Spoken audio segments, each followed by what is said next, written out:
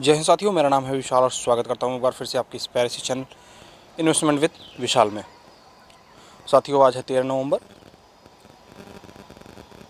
आज हम जानेंगे हमारे कल के रिटर्न्स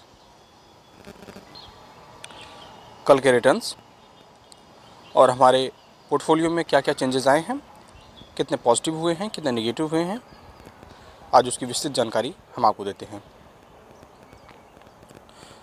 साथियों, हम आ जाते हैं सबसे पहले अपने म्यूचुअल फंड पोर्टफोलियो पे। यहाँ से आने के बाद हम सबसे पहले अपने चले जाएंगे डैशबोर्ड पे।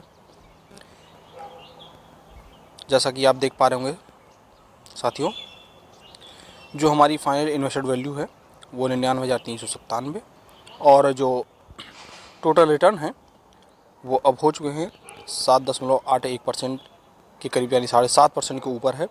7,759 रुपये टोटल रिटर्न है। और वन डे का रिटर्न जो आया है साथियों वो 0.52%, यानी जो हमने कल की वीडियो में ही आपको बताया था। आधा परसेंट के ऊपर हमारा पोर्टफोलियो अप हुआ है।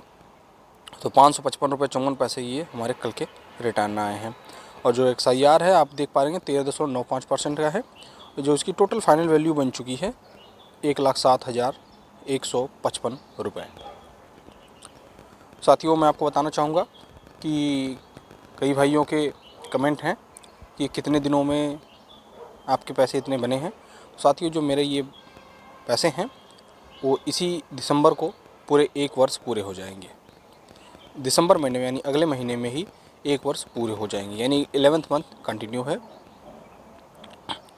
और दूसरी बात साथियों, कुछ भाइयों के रिटर्न्स हो सकते हैं इससे ज़्यादा हों या हो सकते हैं कि कम हो।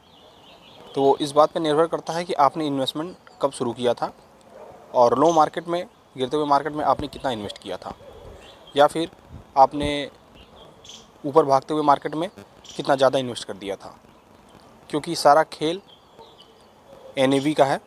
जितनी सस्ती NAV में आपकी यूनिट बाई होंगी उतने आपको फ़ायदे, रिटर्न्स आपको देखने को मिलेंगे। और साथियों, आपके कुछ फंड्स सिलेक्शन के भी, जो फंड सिलेक्शन है उसके भी रिटर्न आपको प्रभावित करते हैं। जैसे कि मैंने अपनी पोर्टफोलियो को डाइवर्सिफाई करने की कोशिश किया है। उसमें सारे सेक्टर को मैंने रखा हुआ है, जैसे मिड कैप हुआ, फ्लेक्सी कैप हुआ, इंडेक्स फंड हुआ, स्मॉल कैप हुआ, एडवांटेज फंड। इस प्रकार से हमने कई स्मॉल अलग अलग चीज़ को हमने अपने पोर्टफोलियो में जगह दी है।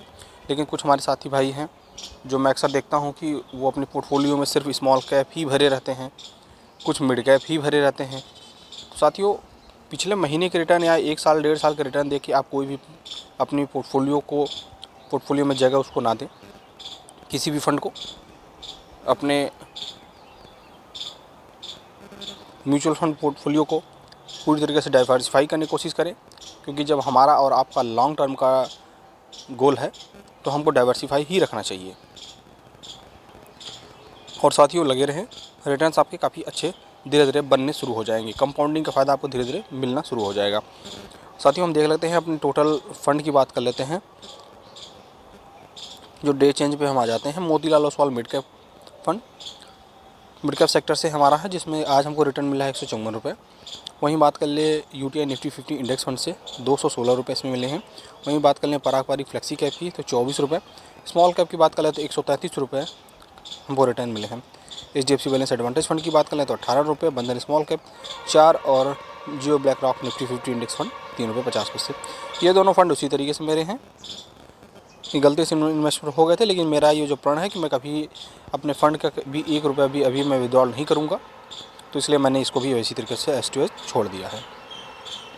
तो साथियों, ये थे मेरे आज के रिटर्न्स। बात कर लेते हैं साथियों हम अपनी SIP की। जैसा कि मैंने बताया था कि मैं अपनी SIP को दिसंबर महीने में उसको मैं इंक्रीज कर दूंगा। तो साथियों, मैंने हमारी 2 SIPयाँ जो यहाँ 2-2 हज़ार की थी, इसको हमने 1,000 से इसको बढ़ा दी है। और दूसरी ये डेबिट हो चुकी हैं। अगली SIP जो है हमारी पारंपरिक फ्लेक्सी कैप की 3,000 और 500 इसकी डेबिट होनी है। तो फाइनल अब जो बन गई है साथियों SIP हमारी टोटल 9,500 रुपये मंथली। हो सकता है कि मैं इसमें अभी और भी बढ़ाऊँगा। हमारे साथ जुड़े रहें और इसी प्रकार से डेली अपडेट मिलती रहेंगी आपको।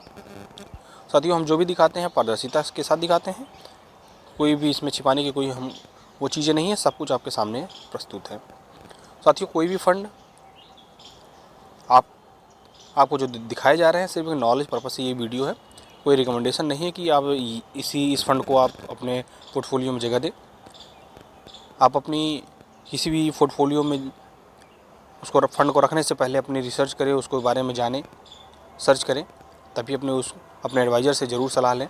उसके बाद ही फ़ंड का सिलेक्शन करें। और किसी भी मेरी अपील है आप लोगों से कि किसी भी फ़ंड का सिलेक्शन करने से पहले उसके पास्ट परफॉर्मेंस को देखना उतना ज़रूरी नहीं होता जो कि उसके बेस परफॉर्मेंस को देखना ज़रूरी होता है। आप पिछले 1-2 महीने के परफॉर्मेंस देख के किसी भी फ़ंड को ना ही खरीदें। 1 महीने, 2 महीने, 4 महीने, 6 महीने की परफॉर्मेंस देख के कभी नहीं, क्योंकि सारे फंड्स कभी भी अप एंड डाउन होते रहते हैं। इसलिए उनके पास्ट परफॉर्मेंस को देख के, कुछ महीनों को देख के किसी भी इन्वेस्ट करना गलत ठीक नहीं होगा।